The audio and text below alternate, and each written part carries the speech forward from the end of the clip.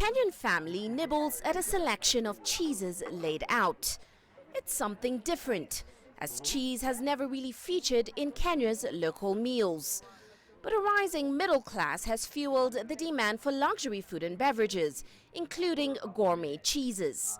Browns, one of Kenya's top cheese makers, is feeding that interest with more than 22 varieties. We find that certainly with the pizza and burger businesses, it's an introduction to cheese in a positive way that many Kenyans haven't had before. I mentioned cheese is generally quite an expensive food, and so historically it's been for the wealthy in Kenya.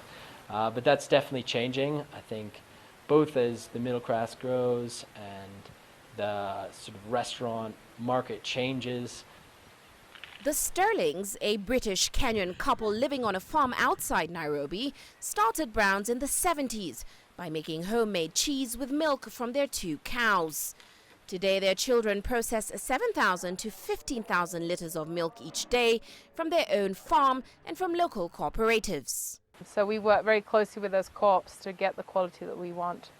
No watering down of the milk, no hydrogen peroxide, no formalin. And the bacterial count as well. So we test all of that each morning, every churn that comes in. We also buy morning milk, we don't buy evening milk.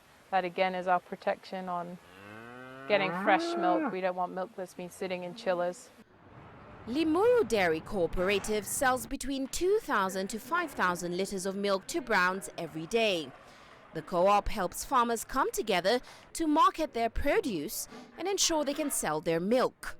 Farmers like Michael Masharia produce milk for Browns through the Limuru Cooperative. We get some other new channels for our milk, because there was some other time we were being told that our milk there's no market for our milk some years ago. Yeah, so it's an advantage to have some other people, customers who come to buy the milk from the cooperative. Supermarkets in Kenya's vibrant capital, Nairobi, say the varieties of cheese Browns has to offer have managed to meet a curious and food-loving consumer base. We have sold this cheese for almost 10 years, and a lot of Kenyans, especially when they do the promotions, they create a lot of awareness, and people really go into cheese. Because I can give you one example, like the Browns feta cheese. We started at a low level, but now we are doing average of almost 100 packets per week. Cheese is sort of an acquired taste, and it depends on how frequently you eat it.